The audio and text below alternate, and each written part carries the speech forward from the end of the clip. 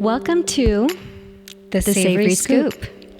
This is a safe space where we have conscious conversations about graceful living for women.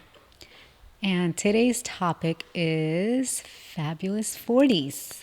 Fabulous 40s. All of the fun things that start to happen in your 40s, like needing readers.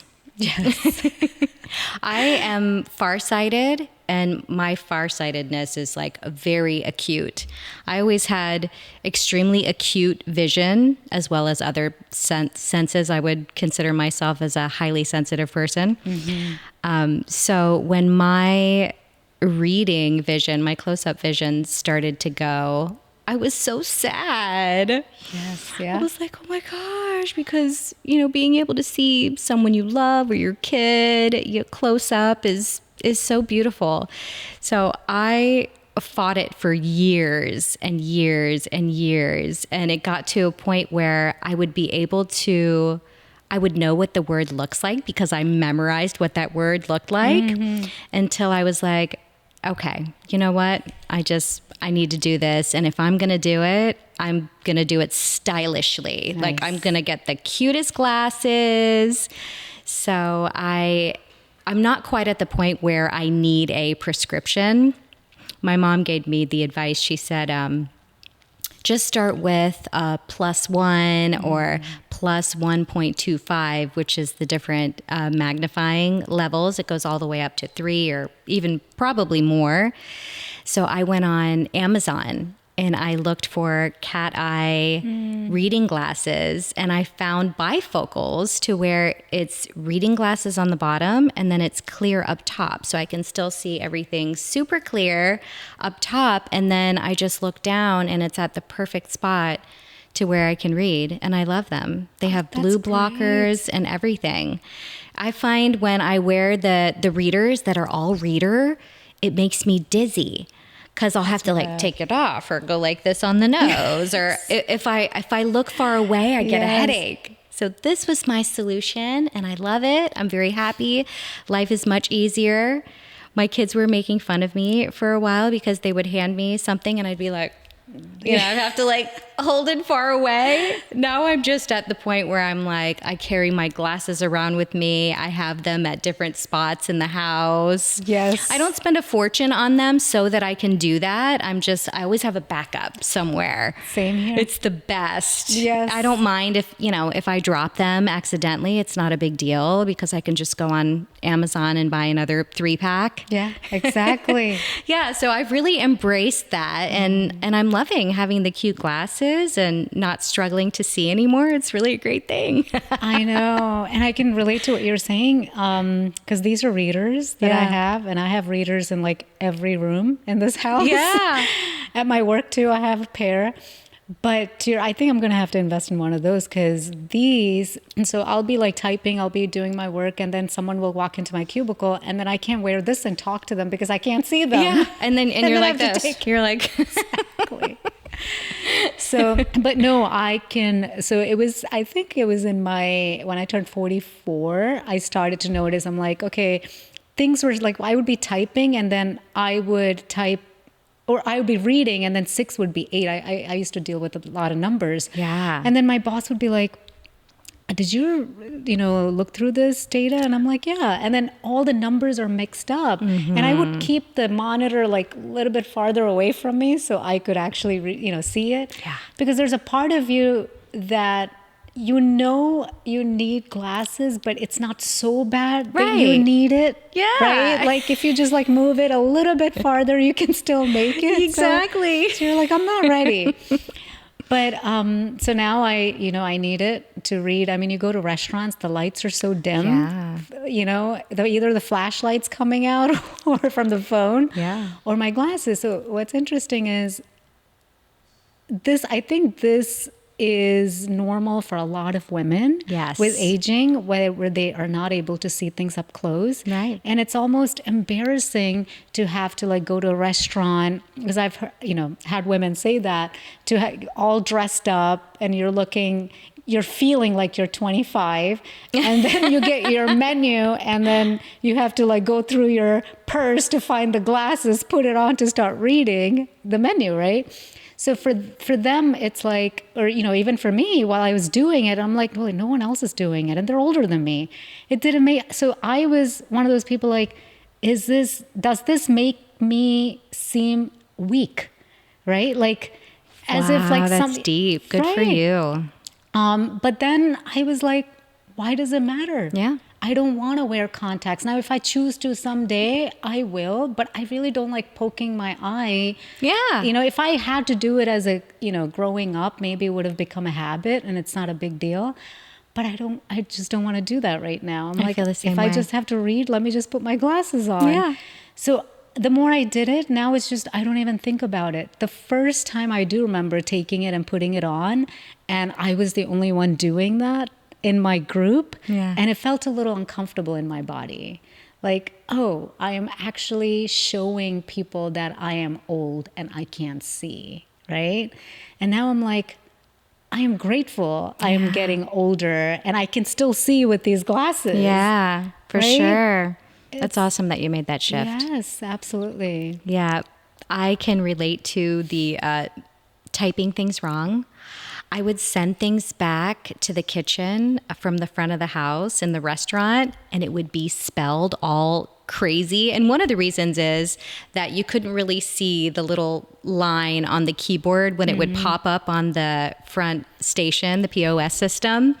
And Ron told me one day that the kitchen just thinks that you can't spell. And I laughed so hard. I was like, no, I can't see. And so I just started to embrace it. And I was like, you know what? This is funny. And I like make little jokes and I'm like, oh, no, I can't see that now. Let me put my glasses on. And the young women that work at the restaurant, they just laugh at me. They're like, oh my God, you're so funny. You remind me of my mom, or, you know, like, you're so cute. Like, you look so young, but then you act like this little old lady. I'm like, hey, you know, you just have to embrace it. You do. You do. Yeah. The other thing that I noticed is my hair. And hair is supposed to define, you know, with like the media, with the thick, gorgeous hair is associated with a beautiful woman, right? So then you get older, and then the stars will continue to wear the extensions. So it doesn't matter if they're 55, they're 65, they still have those luscious hair, even if naturally they may not. And some of them are blessed to have the naturally, you know, like you have gorgeous hair. Thank you. And it's good, you know, there's nothing wrong with having great hair in your 20s, 30s, 40s, 50s, 60s. Yeah. But if things start to shift, like for me in my 40s, I started to notice hair doesn't grow like it used to. It's brittle, like it's different. So initially I used to fight it. I used to be like, no, I don't want it to be this way. I want my old hair back. Yeah. Right? You compare. Which you can't have. The worst is when there's comparison to other women. Yeah. But the worst is when you compare yourself to the old self. Yes. Right? Then you're never happy, because you will find, even though in your 20s you're probably not happy because you were still comparing. You were comparing yourself to other people then. So to me, my new thinking is, your 60-year-old is going to look at you now and say, how gorgeous are you? I know. Right? I think that all the time. Right? I think back to when I was in my 20s or when I was a teenager, and I was so like shameful to myself, and I thought I was fat, or I had thunder thighs, or I did like this little thing. And I look back and I'm like, oh my gosh, you were so beautiful, you know? So yeah. Totally. Yeah, totally. if I can relate with that. So now I've, you know, and there are times I'm like, you know, I do want to wear extensions just because, right? Sure. And there are times I don't even want to do my hair. Yeah. And that's okay too. So the embracing of it, the whole process, and to me, that's being a fabulous 40. Yeah, embracing what is and changing it up to whatever makes you feel good in the moment, right? However you want to do it, however you want to play it. That's right. Because this is all just there to play with anyways, right? This is not something that defines us. Our hair is not what defines us. Our wrinkles don't define us. our body doesn't define us. End of the day, it's really how we are in this world that, how we are making an impact that defines, right, our life. Yeah, absolutely. So if we wake up with that intention, everything else is just playfulness. Yeah, for sure. And it wasn't easy. It wasn't No. easy for me to start noticing that, and then it wouldn't style the way it used to. So the comparison was very strong in my mind, like in my early 40s. And it wasn't until I started to notice, like, everything changes. It's not just everything around me is changing. Yeah. All my friends are changing. The seasons are changing. So it goes back to the other episode we did on change. Yeah. It's the only certainty is change. So how can we embrace whatever is happening in the moment and grow from that? Yeah. Right? What a blessing it is to have the hair not define you. Like, for example, Absolutely. or Our external appearance does not define us. It's best to work with what we have and go with the flow. And you just have to adapt. Yes. And make some shifts and change your ways. Find herbs, find supplements, eat a lot of healthy fats, omega-3s, omega-6s. There are a lot of things that you can do lifestyle-wise to like change the brittleness Texture, of your hair and the yes. texture of your hair. Make sure you're getting enough natural iron or blood building foods and healthy fats. That changes. There are oils that you can use to rub on your scalp, rosemary, all kinds of different oils that help with stuff like that. It's just making shifts, doing the research, finding what works best for you, because not everything works for everyone the same way. We're all so different, and we're all dealing with all of these different things and shifts and changes that we're going through. Absolutely. So, just finding what works best to you, Yes. I think has worked best for me. I totally agree. Like, find what works for you. Yeah. I literally, and this is going to be like crazy to you, but I literally wash my hair every like 7 to 10 days. And that keeps my hair super, super healthy. It's something I've done for probably since I was in my 20s. Oh, wow. I do use like natural dry shampoo to absorb some of the oils, but I know that keeps my hair from getting like super dry, because I have very thick, coarse hair. And it actually, believe it or not, was a lot thicker before I had my kids. And after I had my third kid, I probably have like a third of the amount of hair that I used to have, which I'm actually happy about, because it was like too much hair. It's too much, so we all deal with like different things. Yeah.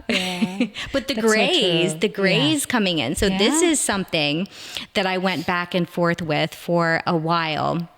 I always told myself, like, I'm going to be that woman who lets all her grays grow out and have this long, beautiful gray hair.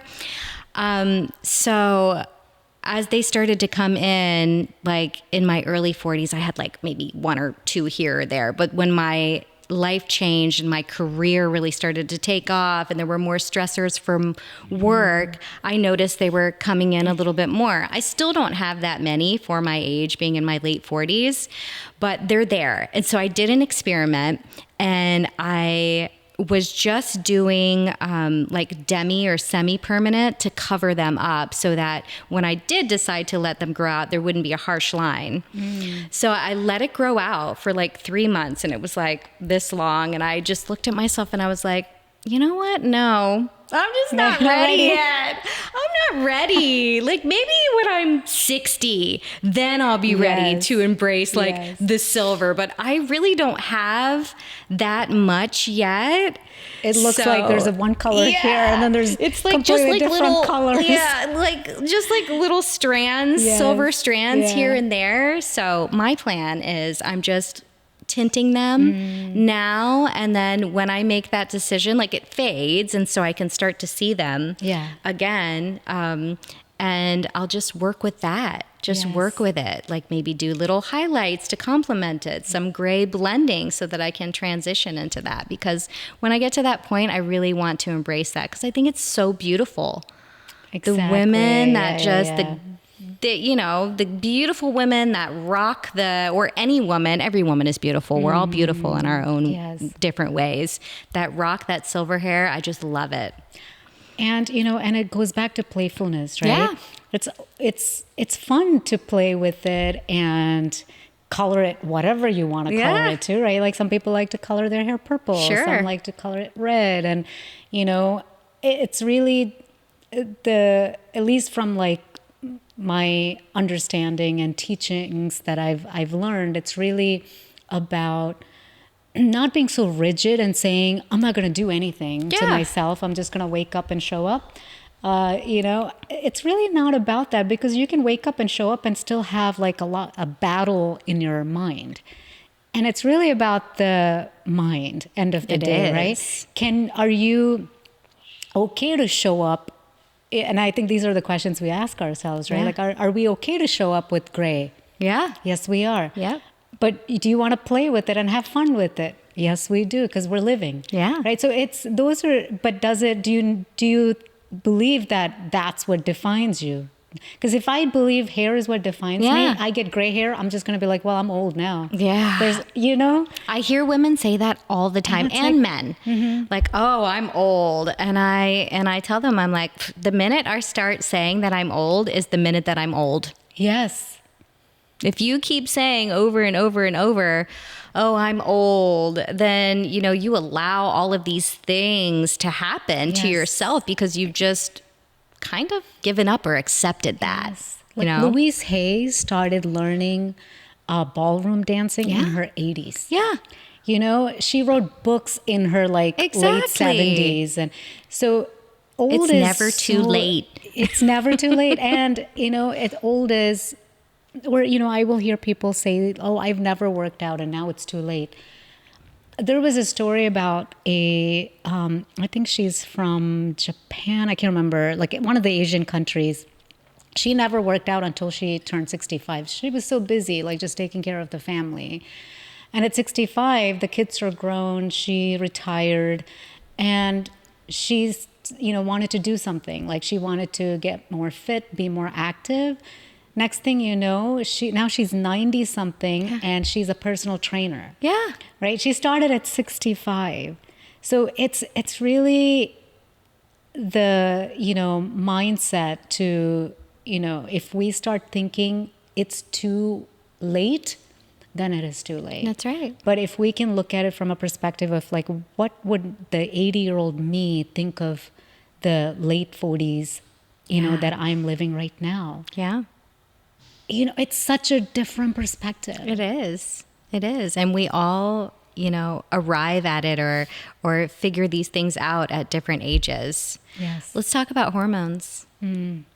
My hormones started to change, and I felt like I was going through perimenopause in my really early 40s. I started to get fluctuations in hormones, but I feel that it was very much related to my lifestyle and stress as well, being a combination, different factors really affecting my hormone, maybe some hormone disruptors, stress in my relationships, struggling to build my business, which really I started to take off like in my early and then mid 40s. And so I've learned to manage my hormones through meditation, yoga, breathing, nutrition. I've found herbs that work for me. I've found supplements, supplementing the right way and just making shifts that work best with me now, this version of myself. Is there someone that you, if you don't mind sharing, someone that you worked with in Tampa? From like herbs one of my so she actually would like to come on the show, April Brader. She's amazing. Yeah, she's very well versed in Western and Eastern medicine, and she's an herbalist as well. And I was starting to have brittle hair. I lost a bunch of weight. I was not sleeping well. I was in a state of adrenal fatigue, which is a great topic that we really should talk about. And she came over to see me. She's my go-to gal. Anything I feel like, anytime I feel like anything is going wrong, and I refer people to her all the time. She came over, and I wasn't eating a lot of meat at that time. And so my energy levels were very low. And she did this whole analysis on me, from like looking at my tongue, taking my pulse, just asking me just a myriad of questions about different functions of my body, patterns and cycles. And she told me, she said, you need to start to take omega-3s and 6s, meditate, do yoga, eat grass-fed beef, Debbie. Like, even if it's one meatball, like 2 or 3 ounces a week, because I needed to build blood. I was blood deficient, and all of my chi, which is energy, was just dropping and was really, really low. So as soon as I started to change my lifestyle, do the meditation, take the herbs that she recommended, and the nutrition, and started to eat the grass-fed beef, my chi was raised. I got my energy back. My hair was better. My sleep was better. My hormones were balanced. I was having irregular periods. All of a sudden, I was having periods like every 17 days, which is no fun because, you go the week and then you get like a little break, and then here it is again when something stressful was happening. And I wasn't managing stress well because I wasn't doing the right things that were in alignment for my body to keep my body in a healthy state. So as soon as I started doing those things, it shifted. And I find myself every once in a while getting back to that place, because I do have a very demanding life and schedule, and I'm the boss, and I'm managing a family and a business and the restaurant. Employees, and so I can tend to, if there's a lot of stress in my life, and even if I'm doing all of the things that are right, I'm eating right, I'm doing my yoga and meditation, I still will find myself, stress is a huge one. I'll still find myself at those low places, and then I think to myself, okay, like I now am at a point where I realize when I need to eat the grass-fed beef. Like when I start to feel that low, I just really feel into my body, that deep sense of self-awareness, and I'm like, okay, I feel like I need to eat a little bit of this to help to, elevate, tonify. So, those are some of the things that I do. That's definitely so the adaptogens every day. I take adaptogens and herbs every morning. Okay. Wow, Deb, what you just shared is absolutely mind-blowing to me, how you found someone that you're working with that got you through all of that, everything that you shared. So what was the person's name again? April. Yeah, okay. We'll bring April in. We'll do a whole episode on this because it's so relevant. It's so profound. It really has helped me to change my life in the past 10 years. Yeah. Yeah. So 40s, it's not downhill. It's fabulous. It's a privilege, right? It is a privilege. It really is. This is such an awesome topic. We're going to really dive deep into this next episode when we have April come. So thank you all for joining us. If you have any comments or suggestions, you can email us at connect@thesavoryscoop.com. And if this is your first time listening to our episode and you enjoyed it, you got something out of it, please be sure to subscribe and share this episode with your family and friends. Yeah, we invite you to comment and share your stories with us. And you can always find us on the social media platforms at The Savory Scoop.